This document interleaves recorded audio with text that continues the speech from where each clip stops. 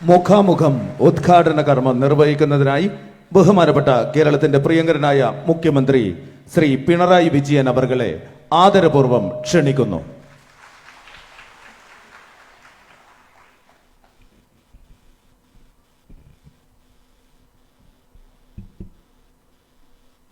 സഹോദരീ സഹോദരന്മാരെ, അതീവ സമ്പന്നമായ വേദിയും സദസ്സുമാണ് ഇന്നിവിടെ ഒരുങ്ങിയിട്ടുള്ളത്. ഈ ഒരു പരിപാടി സംഘടിപ്പിക്കാനിടയായതിനെക്കുറിച്ച് ഇവിടെ വലിയൊരളവിൽ നിർവഹിക്കാൻ കഴിഞ്ഞിട്ടുള്ള സമൂഹമാണ് കേരളീയ സമൂഹം. ചാതുർവർണ്ണ വ്യവസ്ഥ പ്രകാരം 4 വർണ്ണങ്ങളാണല്ലോ. ഈ 4ലും പെടാത്തവരാണ് SC ST വിഭാഗത്തിൽ. അതുകൊണ്ട് തന്നെ 1000 ആണ്ടുകൾ മനുഷ്യരായി പോലും കണക്കാക്കാതെ ജീവിക്കേണ്ടി വന്നവരാണ് ഈ വിഭാഗത്തിൽപ്പെട്ടവർ. അങ്ങനെ ജീവിച്ചവർക്ക് ഇതര മനുഷ്യർക്ക് കിട്ടുന്ന എല്ലാ പരിഗണനകളും അവകാശങ്ങളും കിട്ടണം. ഈ ആവശ്യവുമായി നമ്മുടെ ഇന്ത്യൻ സമൂഹം സഞ്ചരിച്ചത് നവോത്ഥാന പ്രസ്ഥാനങ്ങളിലൂടെയാണ്. അയ്യങ്കാളി മുതൽ അംബേദ്കർ വരെയുള്ളവരുടെ പേരുകൾ ഈ ഘട്ടത്തിൽ നാം ഓർക്കേണ്ടതാണ്. മഹാരാഷ്ട്രയിൽ ജ്യോതിബ ഫുലെ, സാവിത്രിബായി ഫുലെ തുടങ്ങിയവരുടെ നേതൃത്വത്തിൽ നടന്ന നവോത്ഥാന പോരാട്ടങ്ങളെക്കുറിച്ച് മനസ്സിലാക്കിയവരാണ് നമ്മൾ. തമിഴ്നാട്ടിൽ EV രാമസ്വാമി നായ്ക്കരുടെയും മറ്റും നേതൃത്വത്തിൽ നടന്ന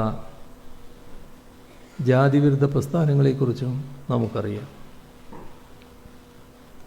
ഉത്തരേന്ത്യയിലെ വിവിധ ഭാഗങ്ങളിൽ നടന്ന മറ്റ് പല സമരങ്ങളെക്കുറിച്ചും അറിയാവുന്നവരാണ് നമ്മൾ. പക്ഷേ ശ്രദ്ധിക്കേണ്ടൊരു കാര്യം, ഉത്തരേന്ത്യയിലൊക്കെ പല സംസ്ഥാനങ്ങളിലും നവോത്ഥാന പ്രസ്ഥാനങ്ങൾ ഉണ്ടാക്കിയ ഫലങ്ങളും കേരളത്തിലുണ്ടാക്കിയ ഫലങ്ങളും തമ്മിൽ അടിസ്ഥാനപരമായി തന്നെ വ്യത്യാസമുണ്ട്. ഇപ്പോൾ വടക്കൻ സംസ്ഥാനങ്ങളിൽ ഏറ്റവും ശക്തമായി നവോത്ഥാന പ്രസ്ഥാനം ഉണ്ടായതാണല്ലോ മഹാരാഷ്ട്ര. മഹാരാഷ്ട്രയിൽ പോലും നവോത്ഥാന പ്രസ്ഥാനങ്ങൾ എന്തൊക്കെ നേട്ടങ്ങളുണ്ടാക്കിയോ അതൊക്കെ പിന്നീട് വന്നൊരു ഘട്ടത്തിൽ ഏതാണ്ട് എല്ലാം മാഞ്ഞുപോയി. എന്താണ് വസ്തുത? ആ സംസ്ഥാനങ്ങൾ പലതും പഴയ അന്ധകാരാവസ്ഥയിലേക്ക് തിരികെ പോകുന്നതാണ് ഈ ആധുനിക കാലത്ത് നാം കാണുന്നത്. പക്ഷേ ഇത്തരമൊരു ദുരന്തം കേരളത്തിലുണ്ടായില്ല. നവോത്ഥാന പ്രസ്ഥാനങ്ങൾ എന്തൊക്കെ അവകാശങ്ങൾ സ്ഥാപിച്ചെടുത്തോ ആ അവകാശങ്ങളെല്ലാം സംരക്ഷിച്ചുകൊണ്ട് സമൂഹം മുന്നേറുന്നതാണ് കേരളത്തിൽ കണ്ടത്. കേരളത്തിൽ എന്താണ് ഇങ്ങനെയൊരു വ്യത്യാസം ഉണ്ടാകാൻ കാരണം? നമ്മളെക്കാളും നവോത്ഥാന പ്രസ്ഥാനം ശക്തമായിരുന്ന ചിലയിടങ്ങളിൽ നേരത്തെ പറഞ്ഞത് തോതിലുള്ള പുറകോട്ട് പോക്ക് സംഭവിച്ചപ്പോൾ നമ്മുടെ നാട് അതിൽ നിന്ന് വ്യത്യസ്തമായി നിൽക്കാൻ എന്താണ് കാരണം? ഒരു ഉത്തരമേ കാണാൻ നമുക്ക് കഴിയും. കേരളത്തിൽ നവോത്ഥാന പ്രസ്ഥാനങ്ങളുണ്ടാക്കിയ മാറ്റങ്ങൾ തുറന്നു കൊണ്ടുപോകാൻ, അല്ലെങ്കിൽ ആ മാറ്റങ്ങൾ കൂടുതൽ മേഖലകളിലേക്ക് വ്യാപിപ്പിക്കാൻ ഇവിടുത്തെ പുരോഗമന രാഷ്ട്രീയ പ്രസ്ഥാനങ്ങൾ നല്ല നിഷ്കർഷ കാട്ടി. അതായത് നവോത്ഥാന പ്രവർത്തനങ്ങൾക്ക് കേരളത്തിൽ രാഷ്ട്രീയ തുടർച്ചയുണ്ടാകുന്ന സ്ഥിതിയുണ്ടായി. അതുകൊണ്ട് തന്നെ അയ്യങ്കാളിയെപ്പോലെയുള്ളവർ നിന്നിടത്ത് നിന്ന് തിരികെ പോവുകയല്ല, പകരം മുന്നോട്ട് പോവുകയാണ് നമ്മൾ ചെയ്തത്. അത് ഉറപ്പുവരുത്തുന്നതിൽ വളരെ പ്രധാന പങ്കാണ് കേരളത്തിലെ ഇടതുപക്ഷ പുരോഗമന രാഷ്ട്രീയ പ്രസ്ഥാനങ്ങൾ വഹിച്ചിട്ടുള്ളത്. ഇവിടെ കാർഷിക ഭൂബന്ധങ്ങൾ അഴിച്ചുപണിതത്, ആത്മാഭിമാനമുള്ള ജനത എന്ന നിലയിൽ പട്ടികജാതി പട്ടികവർഗ വിഭാഗങ്ങളെ ശാക്തീകരിച്ചത്, നവോത്ഥാനത്തിൻ്റെ പൈതൃകം ഉൾക്കൊണ്ടുകൊണ്ട് കടന്നു വന്ന സവിശേഷ രാഷ്ട്രീയമാണ്. രാഷ്ട്രീയ രംഗത്തെ ഈ സവിശേഷത ഇല്ലായിരുന്നുവെങ്കിൽ നമ്മുടെ കേരളവും നേരത്തെ പറഞ്ഞ ചില സംസ്ഥാനങ്ങളുടെ വഴിക്ക് പോകുമായിരുന്നു. രാഷ്ട്രീയ ഇടപെടലിൻ്റെ ഫലമായാണ് ദുർബല വിഭാഗങ്ങൾ കുടികിടപ്പ് ഭൂമിയിൽ നിന്ന് കുടുംബത്തോടൊപ്പം പറിച്ചെറിയപ്പെടില്ല എന്ന സ്ഥിതിയുണ്ടായത്. സ്വന്തം കാലിൽ നിൽക്കാനാവും എന്ന സ്ഥിതിയും അതിൻ്റെ ഭാഗമായാണ് രൂപപ്പെട്ടത്. ആധുനിക ജനാധിപത്യ സമൂഹത്തിലെ ഈ രാഷ്ട്രീയ സംവിധാനമാണ് ഈ വിഭാഗത്തിൽപ്പെട്ട കുട്ടികൾക്ക് ട്യൂഷൻ ഫീ കൊടുക്കാതെ പഠിക്കാമെന്നും വാടക കൊടുക്കാതെ ഹോസ്റ്റലുകളിൽ താമസിക്കാമെന്നുമുള്ള അവസ്ഥയുണ്ടാക്കിയത്. അതിൻ്റെ ഫലമായാണ് നല്ല രീതിയിൽ കുട്ടികൾക്ക് പഠിച്ചുയർന്നു വരാൻ കഴിഞ്ഞത്. നവോത്ഥാനത്തിന് ഈ വിധത്തിലുള്ള രാഷ്ട്രീയ തുടർച്ച ഉണ്ടാകാതെ പോയ സംസ്ഥാനങ്ങൾ നവോത്ഥാന പ്രസ്ഥാനം പകർന്ന വെളിച്ചം പോലും ഇല്ലാതാക്കും വിധം പഴയ ഇരുട്ടിലേക്ക് തന്നെ വഴുതി വീഴുന്നതാണ് നമ്മൾ കണ്ടത്.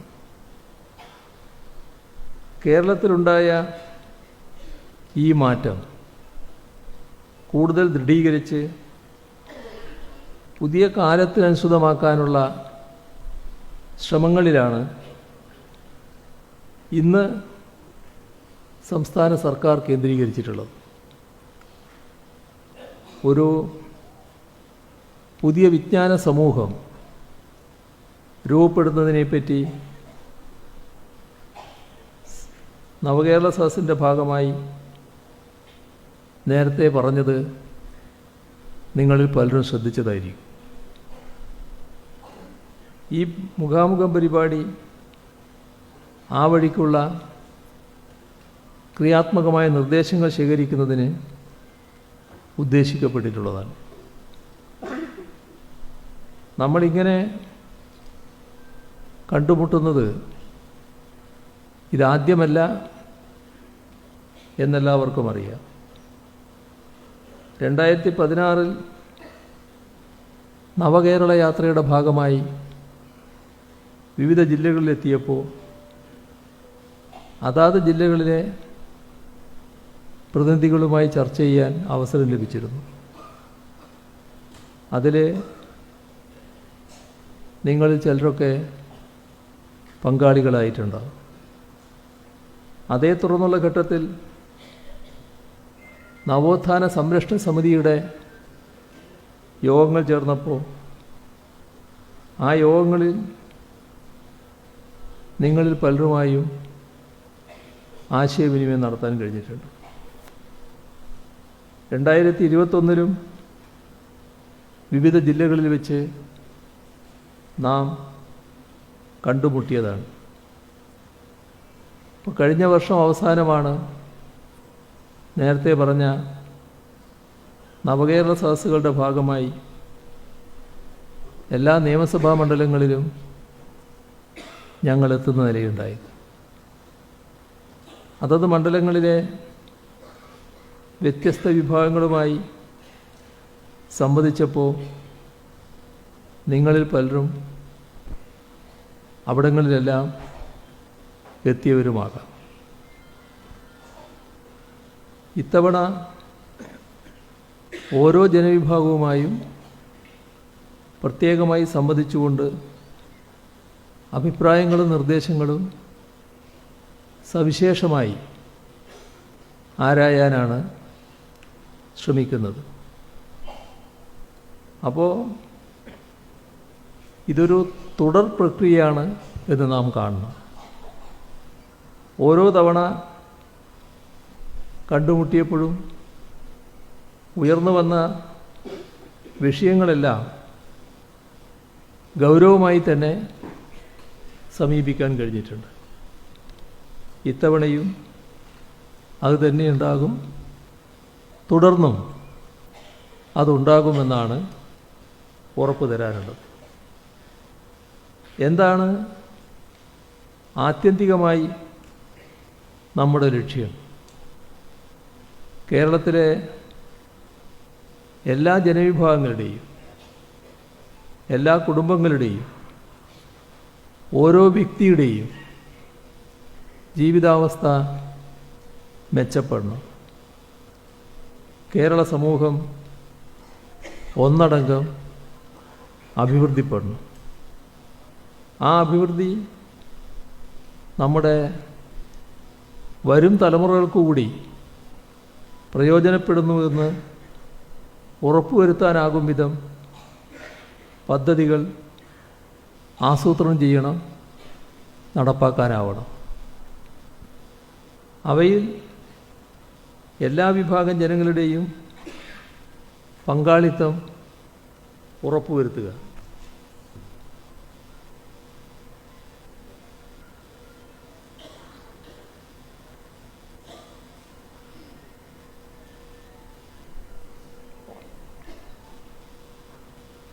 അത്തരത്തിൽ പങ്കാളിത്തം ഉറപ്പുവരുത്തിക്കൊണ്ടാണ് മുന്നോട്ട് പോകാൻ ശ്രദ്ധിക്കുന്നത്. നവകേരള നിർമ്മിതിയെ ഒരു ജനകീയ കർമ്മപദ്ധതിയാക്കി മാറ്റുക, ഇതാണ് ഉദ്ദേശം. ഒരൊറ്റ വ്യക്തിക്ക് പോലും തനിക്കിതിൽ പങ്കില്ല എന്ന് പറയാൻ കഴിയാത്ത വിധത്തിൽ കേരളത്തിൻ്റെ പുനർനിർമ്മാണത്തിൻ്റെ ഉത്തരവാദിത്വവും സാധാരണ എല്ലാവരുടെയും ഒരഭിമാന ബോധമാക്കി മാറ്റുക എന്ന രീതിയിലാണ് നാം ഇതിനെ കാണുന്നത്. മുഖാമുഖം പരിപാടിയിലെ നിങ്ങൾ ഓരോരുത്തരുടെയും പങ്കാളിത്തം ഈ രീതിയിലാണ് പ്രസക്തമാകുന്നത്. ഒരു വ്യക്തിയോ ഒരു സർക്കാരോ അല്ല, നമ്മൾ എല്ലാവരും കൂടി ചേർന്നാണ് നാം ഉദ്ദേശിക്കുന്ന നവകേരളം സൃഷ്ടിക്കേണ്ടത്. നവകേരള സൃഷ്ടിയിലേക്ക് കടക്കുന്നതിന് മുൻപ് തന്നെ ഇത്തരം ഉൾച്ചേർക്കൽ ശ്രമങ്ങൾ സർക്കാർ ആരംഭിച്ചിരുന്നു. ചരിത്രഗതിയിൽ തങ്ങളുടേതല്ലാത്ത കാരണങ്ങളാൽ പിന്നോക്കമായിപ്പോയ വിഭാഗങ്ങളിലെ കുട്ടികളെ പുതിയ കാലത്തിൻ്റെ വെല്ലുവിളികളെ നേരിടാൻ പ്രാപ്തമാക്കുന്ന തരത്തിലുള്ള ഇടപെടലുകൾ നേരത്തെ തുടങ്ങിക്കഴിഞ്ഞിരുന്നു. ഒരു കുട്ടിക്ക് 28 ലക്ഷം രൂപ എന്ന ക്രമത്തിൽ ചെലവ് ചെയ്തുകൊണ്ട് പൈലറ്റ് കോഴ്സ് പൂർത്തിയാക്കാൻ ഈ വിഭാഗത്തിലെ കുട്ടികളെ പ്രാപ്തരാക്കുന്നതടക്കമുള്ള പദ്ധതികൾ നമ്മുടെ രാജ്യത്തെ മറ്റൊരു സംസ്ഥാനത്തുമില്ലാത്ത വിധത്തിൽ ഇവിടെ നടപ്പാക്കി തുടങ്ങാൻ നമുക്ക് കഴിഞ്ഞു. അതിൻ്റെ ഫലപ്രാപ്തി സ്ഥിരീകരിക്കും വിധം ഈ വിഭാഗത്തിൽ നിന്ന് പൈലറ്റുമാർ പഠിച്ചിറങ്ങി തുടങ്ങുകയും ചെയ്തു. പട്ടികജാതി പട്ടികവർഗ വിഭാഗങ്ങളിലെ കുട്ടികൾക്ക് നഴ്സിംഗിൻ്റെ രംഗത്ത് വിദേശ ജോലികൾ ലഭ്യമാകണമെങ്കിൽ ട്രെയിനിങ് പശ്ചാത്തലം വേണം. അതാകട്ടെ ഇവർക്ക് പലയിടത്തും ലഭ്യമാകാതെ പോകുന്നത്. ഇത് മനസ്സിലാക്കിയാണ് താലൂക്ക് ആശുപത്രികളിൽ ഇവർക്കായുള്ള നഴ്സിംഗ് ട്രെയിനിങ് പദ്ധതി നടപ്പാക്കുന്നത്. എൻജിനീയറിംഗ്, മെഡിസിൻ രംഗങ്ങളിലും ഈ രംഗത്തെ കുട്ടികൾക്ക് അർഹതപ്പെട്ടത് ലഭിക്കും എന്നുറപ്പാക്കാനുള്ള പദ്ധതികൾ നടപ്പാക്കി വരികയാണ്. പരമ്പരാഗത വിദ്യാഭ്യാസം മാത്രം മതിയാവില്ല ഈ കുട്ടികളെ പുതിയ കാലത്തെ നേരിടാൻ പ്രാപ്തമാക്കുന്നത്. അതിന് വൈജ്ഞാനികവും സാങ്കേതികവുമായ വിഷയങ്ങളിലുള്ള വൈദഗ്ധ്യം ഉറപ്പാക്കാൻ വേണ്ട പരിപാടികളുമായാണ് മുന്നോട്ട് പോകുന്നത്. വിദേശ സർവകലാശാലകളടക്കം അയച്ച് പഠിപ്പിച്ച് സ്വദേശത്തും വിദേശത്തും ഒരുപോലെ മികച്ച തൊഴിലുകളെത്തി നിൽക്കാനും അങ്ങനെ വിജ്ഞാന സമൂഹ സൃഷ്ടിയിൽ സജീവ പങ്കാളികളാക്കാനും ഫലപ്രദമായി സർക്കാർ ഇടപെടുകയാണ്. ഈ വഴിക്ക് ഇനി ഏതൊക്കെ വിധത്തിൽ മുന്നോട്ട് പോകണം, എന്തൊക്കെ ചെയ്യണം, ഇത്തരം കാര്യങ്ങളിൽ നിങ്ങൾക്കുള്ള അഭിപ്രായങ്ങൾ അറിയൽ പ്രധാനമാണ്. വിലപ്പെട്ട ആ അഭിപ്രായങ്ങളുടെ കൂടി വെളിച്ചത്തിലാകും ഇനി അങ്ങോട്ട് സർക്കാർ നയനിലപാടുകൾ എടുക്കുക എന്നും ഉറപ്പ് നൽകട്ടെ. ഇന്ത്യ രാജ്യത്തെ മൊത്തം ജനസംഖ്യയിൽ 25% SC/ST വിഭാഗങ്ങളിൽ പെടുന്നവരാണ്. പക്ഷേ അവർക്കുള്ള പദ്ധതി വിഹിതം കേവലം 6% മാത്രമാണ്. ഇവിടെ കാണേണ്ടത് എത്ര വ്യത്യസ്തമാണ് കേരളത്തിലെ ചിത്രം എന്നതാണ്. SCP, TSP പദ്ധതികൾ കേന്ദ്ര സർക്കാർ നിർത്തലാക്കിയപ്പോൾ അപ്പോഴും അവ നിലനിർത്തി ജനസംഖ്യാ നിരക്കിനേക്കാൾ കൂടുതൽ തുക അനുവദിക്കാൻ കേരളത്തിൽ സർക്കാർ തയ്യാറായി എന്നത് എല്ലാവർക്കും അറിയാവുന്ന കാര്യമാണ്. വിദ്യാഭ്യാസ ആനുകൂല്യങ്ങൾ വർദ്ധിപ്പിച്ചു. തൊഴിലും വരുമാനവും വർദ്ധിപ്പിക്കാൻ ആവശ്യമായ നടപടികൾ സ്വീകരിച്ചു. ആധുനിക വിദ്യാഭ്യാസത്തിൻ്റെ ഗുണഫലങ്ങൾ പട്ടിക വിഭാഗത്തിന് സ്വായത്തമാക്കാനുള്ള ഇടപെടലുകൾ നടത്തി.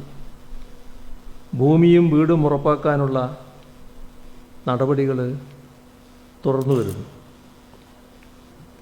ഇത്തരത്തിൽ ഭൗതിക സാഹചര്യങ്ങൾ മെച്ചപ്പെടുത്തുന്നതിന് പുറമെ മനുഷ്യത്വ വിരുദ്ധമായ ജാതി വ്യവസ്ഥയെ ഇല്ലാതാക്കാനുള്ള ശ്രമങ്ങളും സർക്കാർ നടത്തുന്നു.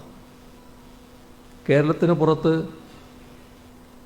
ദളിതർക്കോ പിന്നോക്കക്കാർക്കോ ക്ഷേത്ര പരിസരങ്ങളിൽ പോലും പ്രവേശിക്കാൻ കഴിയാതിരിക്കുമ്പോൾ ഇവിടെ പൂജാരിമാരായും ക്ഷേത്ര ജീവനക്കാരായും ദളിതരും പിന്നോക്കക്കാരും നിയമിക്കപ്പെടുന്ന നാടാക്കി കേരളത്തെ മാറ്റാനായി. എന്താണ് കേരള ബദൽ എന്ന് ചോദിക്കുന്നവർക്കുള്ള മറുപടി ഇതുപോലുള്ള കാര്യങ്ങളാണ്. രാജ്യത്തെ മറ്റ് സംസ്ഥാനങ്ങളെ അപേക്ഷിച്ച് വളരെ മികച്ചതാണ് കേരളത്തിലെ പട്ടികജാതി, പട്ടികവർഗ, പിന്നോക്ക ജനവിഭാഗങ്ങളുടെ ജീവിത നിലവാരം. അത് കുറേ കൂടി മെച്ചപ്പെടുത്താനാണ് ശ്രമിക്കുന്നത്. നാം ആർജിച്ച ഈ നേട്ടങ്ങളെ അട്ടിമറിക്കാനുള്ള ചില പ്രവണതകൾ പലയിടങ്ങളിലും തലപൊക്കുന്നത് ഗൗരവമായി നാം കണക്കിലെടുക്കണം. അന്ധവിശ്വാസങ്ങളും അനാചാരങ്ങളും മൈത്തവുമെല്ലാം നമ്മുടെ പൊതുബോധത്തിലേക്ക് കുത്തിവെക്കാനുള്ള ശ്രമങ്ങളുണ്ടാകുന്നു. ഇതിനെതിരെ കടുത്ത ജാഗ്രത പാലിക്കാൻ നമുക്ക് കഴിയണം. 2025-നകം ഭൂരഹിതരായ, ഭവൻരഹിതരായ എല്ലാ പട്ടികജാതി, പട്ടികവർഗ വിഭാഗക്കാർക്കും ഭൂമിയും വീടും ലഭ്യമാക്കുക എന്നതാണ് നമ്മുടെ പ്രഖ്യാപിത നയം.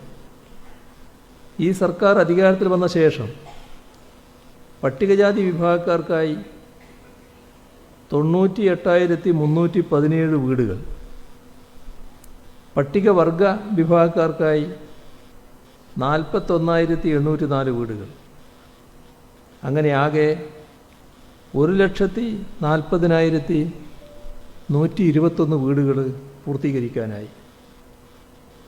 ലാൻഡ് ബാങ്ക് പദ്ധതി, നിക്ഷിപ്ത വനഭൂമികൾക്ക് വിതരണം, വനാവകാശ നിയമം എന്നിവ പ്രകാരം 8,278 പട്ടികവർഗ കുടുംബങ്ങൾക്കായി 4,138 ഏക്കർ ഭൂമി വിതരണം ചെയ്യാൻ കഴിയും. സങ്കേതങ്ങൾക്ക് പുറത്തുള്ള പട്ടികവർഗക്കാരുടെ ഭവന നിർമ്മാണ സഹായം 6 ലക്ഷമാക്കി ഉയർത്തുകയും ചെയ്തു.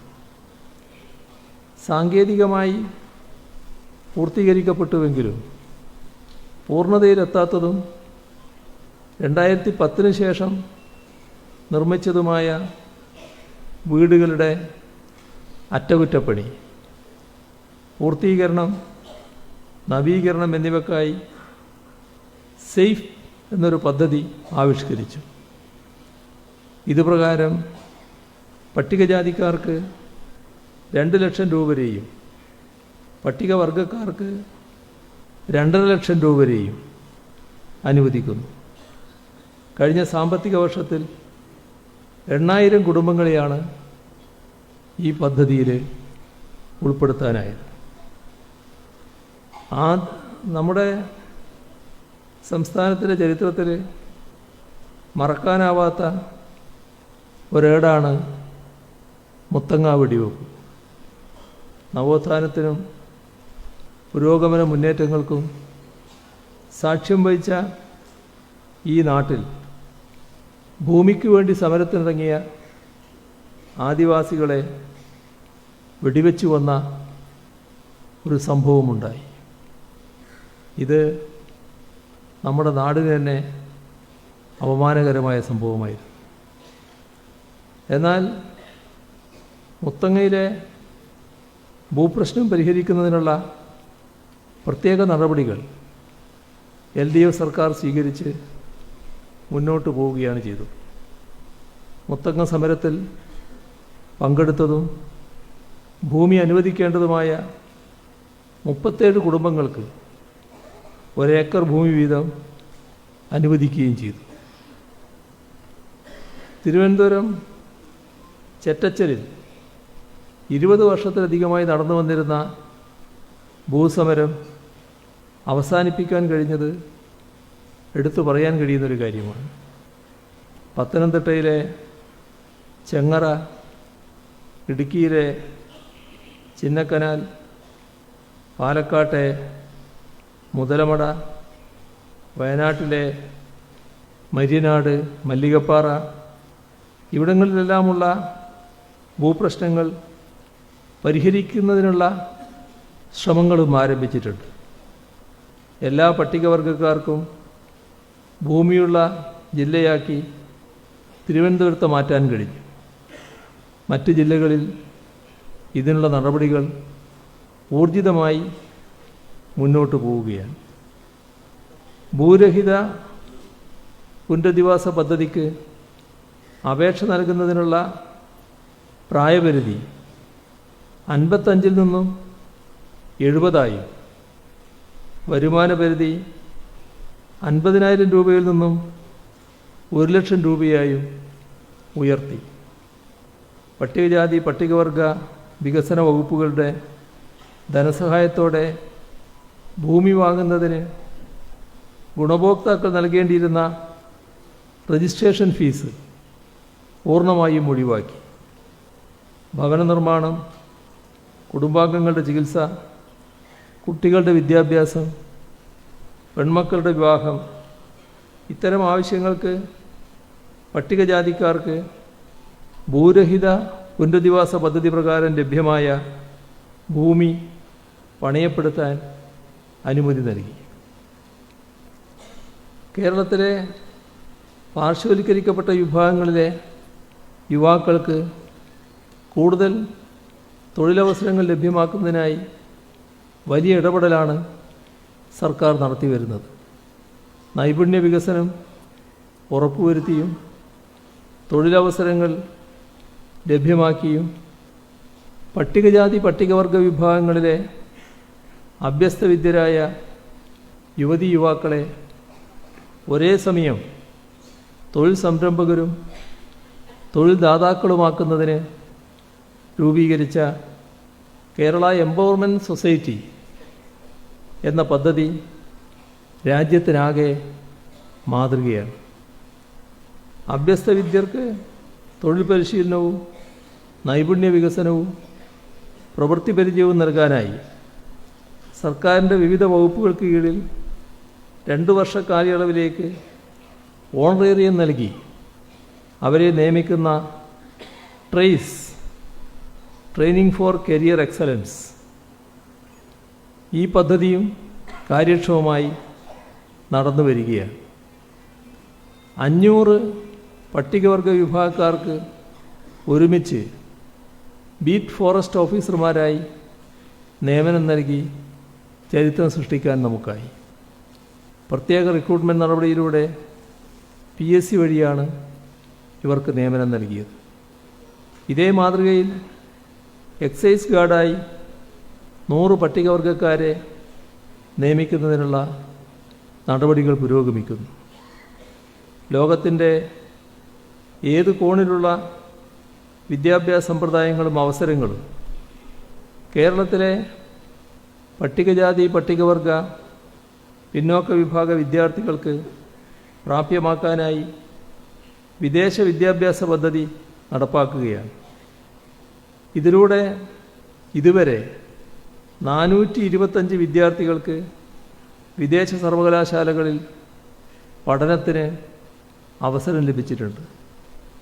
10 ലക്ഷം മുതൽ 25 ലക്ഷം രൂപ വരെയാണ് വിദ്യാർത്ഥികൾക്ക് സ്കോളർഷിപ്പായി നൽകുന്നത്. പട്ടികവർഗ വിദ്യാർത്ഥികളെ സിവിൽ സർവീസിലേക്ക് എത്തിക്കുന്നതിന് വേണ്ട പ്രത്യേക പദ്ധതി നടപ്പാക്കുകയാണ്. പട്ടികജാതി പട്ടികവർഗ പിന്നോക്ക വിഭാഗ വിദ്യാർത്ഥികൾക്ക് രാജ്യത്തിനകത്തുള്ള ഏത് പരിശീലന കേന്ദ്രത്തിലും പഠനം നടത്താൻ വേണ്ട സ്കോളർഷിപ്പ് സംസ്ഥാന സർക്കാർ നൽകുന്നു. സിവിൽ സർവീസ് പ്രാഥമിക പരീക്ഷയിൽ യോഗ്യത നേടുന്ന പട്ടികജാതി പട്ടികവർഗ വിഭാഗക്കാർക്ക് മെയിൻ പരീക്ഷയ്ക്ക് തയ്യാറെടുക്കുന്നതിനും അഭിമുഖത്തിനുമുള്ള എല്ലാ ചെലവുകളും സർക്കാർ വഹിക്കും. ഈ പദ്ധതി കീഴിൽ നിലവിൽ 30 പട്ടികവർഗ വിദ്യാർത്ഥികളും 30 പട്ടികജാതി വിദ്യാർത്ഥികളും പഠനം നടത്തി വരികയാണ്. IIM, IIT, NIFT ഉൾപ്പെടെയുള്ള സ്വയംഭരണ വിദ്യാഭ്യാസ സ്ഥാപനങ്ങളിലും CA, ICWA, കമ്പനി സെക്രട്ടറി തുടങ്ങിയ കോഴ്സുകളിലും കൽപ്പിത സർവകലാശാലകളിലും സർക്കാർ അംഗീകരിച്ച സ്വകാര്യ സർവകലാശാലകളിലും വൊക്കേഷണൽ ട്രെയിനിങ് സ്ഥാപനങ്ങളിലും മെറിറ്റ് റിസർവേഷൻ അടിസ്ഥാനത്തിൽ പ്രവേശനം നേരിടുന്നവർക്ക് കൂടി ഈ ആനുകൂല്യം ലഭ്യമാകും വിധം സ്കോളർഷിപ്പ് മാനദണ്ഡങ്ങൾ സർക്കാർ പരിഷ്കരിച്ചിരിക്കുകയാണ്. സംസ്ഥാനത്തിന് പുറത്തുള്ള പഠനത്തിനും ഇപ്രകാരം സ്കോളർഷിപ്പുകൾ ലഭ്യമാക്കും. ഇതിൻ്റെ ഫലമായി നമ്മുടെ കൂടുതൽ വിദ്യാർത്ഥികൾക്ക് മികച്ച വിദ്യാഭ്യാസ സ്ഥാപനങ്ങളിൽ ഉപരിപഠനം നടത്താൻ കഴിയും. കൊമേഴ്സ്യൽ പൈലറ്റ് ലൈസൻസ് കോഴ്സിന് ചേരുന്ന ഒരു പട്ടികജാതി വിദ്യാർത്ഥിക്ക് മാത്രം നൽകി വന്നിരുന്ന സ്കോളർഷിപ്പ് ഇപ്പോൾ ഈ സർക്കാർ അധികാരത്തിൽ വന്നതിന് ശേഷം വിങ്സ് എന്ന പദ്ധതി ആവിഷ്കരിച്ച് ST, OEC വിദ്യാർത്ഥികൾക്ക് കൂടി ലഭ്യമാകും വിധം പരിഷ്കരിച്ചിട്ടുണ്ട്. ഇതിനു പുറമെ 150 പട്ടികവർഗ വിഭാഗ വിദ്യാർത്ഥികൾക്ക് എയർപോർട്ട്, എയർലൈൻ മാനേജ്മെൻറ്റ് കോഴ്സുകളിൽ പരിശീലനം നൽകി ജോലി ലഭ്യമാക്കി. അതായത് പട്ടികജാതി പട്ടികവർഗ ഉദ്യോഗാർത്ഥികൾക്ക് കരയിലും കടലിലും ആകാശത്തും തൊഴിൽ ലഭിക്കുന്നതിനുള്ള സ്വപ്നതുല്യമായ അവസരമാണ് ഒരുക്കുന്നത്. പക്ഷേ കേന്ദ്ര സർക്കാർ ദളിത് ജനവിഭാഗത്തോട് ശത്രുതാപരമായ സമീപനം സ്വീകരിക്കുന്നതാണ് കാണുന്നത്. അതിൻ്റെ പ്രത്യക്ഷ ഉദാഹരണമാണ് അവർക്കുള്ള സ്കോളർഷിപ്പ് തുക നിർത്തലാക്കിയത്. പക്ഷേ അത് ചൂണ്ടിക്കാട്ടി ആ പദ്ധതി നിർത്തലാക്കുകയല്ല സംസ്ഥാന സർക്കാർ ചെയ്തത്. 2.5 ലക്ഷത്തിന് മേൽ വരുമാനമുള്ള കുടുംബങ്ങളിലെ പട്ടികജാതി പട്ടികവർഗ വിദ്യാർത്ഥികൾക്കുള്ള പോസ്റ്റ് മെട്രിക് സ്കോളർഷിപ്പിനും 1 മുതൽ 8 വരെയുള്ള ക്ലാസ്സുകളിലെ പിന്നോക്ക വിഭാഗ വിദ്യാർത്ഥികൾക്കുള്ള സ്കോളർഷിപ്പിനും ആവശ്യമായ തുക പൂർണ്ണമായും സംസ്ഥാനം നൽകുമെന്ന് തീരുമാനിക്കുകയാണ് ചെയ്തത്.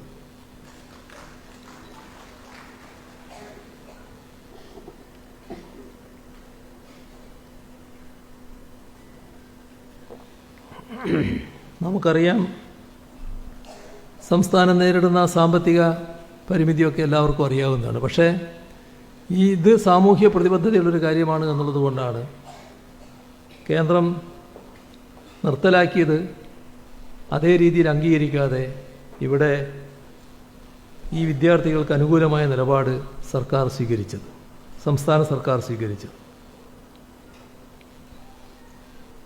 പാർശ്വവൽക്കരിക്കപ്പെട്ട ജനവിഭാഗങ്ങളോട് സംസ്ഥാന സർക്കാർ പുലർത്തുന്ന കരുതലിൻ്റെ തെളിവായിട്ടാണ് ഇതെല്ലാം കാണാൻ സാധിക്കുക. സംസ്ഥാന സർക്കാർ നടപ്പാക്കുന്ന പഠനമുറി പദ്ധതി രാജ്യത്തിനാകെ മാതൃകാപരമാണ്. 8 മുതൽ 12 വരെയുള്ള ക്ലാസ്സുകളിലെ വിദ്യാർത്ഥികൾക്ക് മാത്രം നൽകിയിരുന്ന പഠനമുറി പദ്ധതി ഇപ്പോൾ 5 മുതൽ 7 വരെയുള്ള ക്ലാസ്സുകളിലെയും കേന്ദ്രീയ വിദ്യാലയത്തിലെയും വിദ്യാർത്ഥികളെ കൂടി ഉൾപ്പെടുത്തി വിപുലീകരിച്ചിട്ടുണ്ട്. കഴിഞ്ഞ സാമ്പത്തിക വർഷം 5000 കുട്ടികൾക്കാണ് പഠനമുറി അനുവദിച്ചത്. പട്ടികജാതി പട്ടികവർഗ ആദിവാസി വിഭാഗങ്ങളുടെ ഡിജിറ്റൽ പഠനം ഉറപ്പുവെക്കുന്നതിനായി ഇൻ്റർനെറ്റ് കണക്ടിവിറ്റി ഇല്ലാതിരുന്ന 1284 ഊരുകളിൽ 1083 ഇൻ്റർനെറ്റ് സൗകര്യം എത്തിച്ചു. ഇടമലക്കുടിയിൽ മാത്രം കണക്ടിവിറ്റി ഉറപ്പുവരുത്താനായി 4,31,00,000 രൂപയാണ് സർക്കാർ ചെലവഴിച്ചത്. 9,48,00,000 രൂപ ചെലവിൽ സിഡാക്കുമായി ചേർന്ന് ഡിജിറ്റലി കണക്റ്റഡ് ട്രൈബൽ ഏരിയ പദ്ധതിക്ക് വയനാട്ടിൽ തുടക്കം കുറിച്ചു. ഈ പദ്ധതി സംസ്ഥാനത്താകെ വ്യാപിപ്പിക്കുന്നതിനുള്ള നടപടി ആരംഭിച്ചിട്ടുണ്ട്. സംസ്ഥാന ലൈബ്രറി കൗൺസിലിന് കീഴിലെ എല്ലാ വായനശാലകളിലും പട്ടികജാതി പട്ടികവർഗ വിഭാഗം വിദ്യാർത്ഥികൾക്ക് സൗജന്യ അംഗത്വം നൽകാൻ സർക്കാർ തീരുമാനിച്ചു.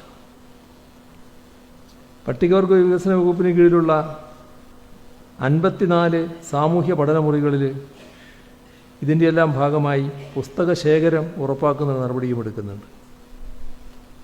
വൈദ്യുതി എത്താത്ത 19 പട്ടികവർഗ കോളനികളിൽ വൈദ്യുതി എത്തിക്കാനായി. വെട്ടിവിട്ടക്കാട്ടിൽ 92,45,000 രൂപ ചെലവിലാണ് 13 കുടുംബങ്ങൾക്കായി വൈദ്യുതി എത്തിച്ചത്. 18,45,00,000 രൂപ ചെലവിൽ ഇടമലക്കുടിയിലേക്കുള്ള റോഡ് നിർമ്മാണ പ്രവൃത്തികളും ആരംഭിച്ചിട്ടുണ്ട്. സംസ്ഥാനത്തെ എല്ലാ പട്ടികവർഗ കുടുംബങ്ങൾക്കും ആവശ്യമായ അടിസ്ഥാന രേഖകൾ ലഭ്യമാക്കുന്നതിനും അവ സുരക്ഷിതമായി ഡിജിറ്റൈസ് ചെയ്ത് സൂക്ഷിക്കുന്നതിനുമായി ആവിഷ്കരിച്ച ABCD പദ്ധതി മികച്ച നിലയിൽ മുന്നോട്ട് പോവുകയാണ്. നമ്മുടെ രാജ്യത്ത് തന്നെ ആദ്യമായാണ് ഇത്തരമൊരു പദ്ധതി ആവിഷ്കരിച്ച് നടപ്പാക്കുന്നത്. വയനാട്, പാലക്കാട് ജില്ലകളിൽ ഈ പദ്ധതി പൂർത്തീകരിച്ചു. മറ്റെല്ലാ ജില്ലകളിലും പൂർത്തീകരണത്തോടടുക്കുകയാണ്. പട്ടികജാതി പട്ടികവർഗ വിഭാഗക്കാർക്ക് നിയമപരിരക്ഷയും പുനരധിവാസവും ഉറപ്പാക്കാനായി Jwala justice welfare and legal assistance ഈ പദ്ധതി ആരംഭിച്ചിട്ടുണ്ട്. നിയമ ബിരുദം നേടിയ പട്ടികജാതി പട്ടികവർഗ വിഭാഗങ്ങളിലെ യുവതി യുവാക്കൾക്ക് അഡ്വക്കേറ്റ് ജനറൽ, ഗവൺമെൻറ് ബീഡർ, സീനിയർ അഭിഭാഷകർ ഇവരുടെ ഓഫീസുകളിലും സ്പെഷ്യൽ കോടതികളിലും ലീഗൽ സർവീസസ് അതോറിറ്റിയിലും പരിശീലനം നൽകി തൊഴിൽ വൈദഗ്ധ്യം നേടുവാൻ അവരെ പ്രാപ്തരാക്കാൻ ഈ പദ്ധതി നല്ല സഹായകരമാണ്. ഇത്തരത്തിൽ സാമൂഹ്യനീതി ഉറപ്പുവരുത്താനുതകുന്ന നിരവധി പദ്ധതികളാണ് സംസ്ഥാന സർക്കാർ നടപ്പാക്കുന്നത്. ഇതുകൊണ്ട് എല്ലാമായി എന്ന് കണക്കാക്കേണ്ടതില്ല. ദളിത് ആദിവാസി വിഭാഗങ്ങളുടെ സാമൂഹ്യ, സാംസ്കാരിക, സാമ്പത്തിക ഉന്നമനം സാധ്യമാക്കാനും സാമൂഹ്യനീതി ഉറപ്പുവരുത്താനും സർക്കാർ പ്രതിജ്ഞാബദ്ധമാണ്. നിങ്ങളുടെ വിലയേറിയ അഭിപ്രായങ്ങൾക്കും നിർദ്ദേശങ്ങൾക്കുമായി ഈ കാര്യങ്ങൾ നിങ്ങളുടെ മുന്നിൽ അവതരിപ്പിച്ചതാണ്. ആ നിർദ്ദേശങ്ങളും അഭിപ്രായങ്ങളും നിങ്ങൾ ഒരു കലവറയുമില്ലാതെ പ്രകടിപ്പിക്കണം എന്ന് അഭ്യർത്ഥിച്ചുകൊണ്ട് ഈ പരിപാടിയുടെ ഔപചാരികമായ ഉദ്ഘാടനം നിർവഹിച്ചതായി അറിയിച്ചുകൊണ്ട് അവസാനിപ്പിക്കുന്നു. നിങ്ങൾക്കെൻ്റെ സ്നേഹാഭിവാദനം.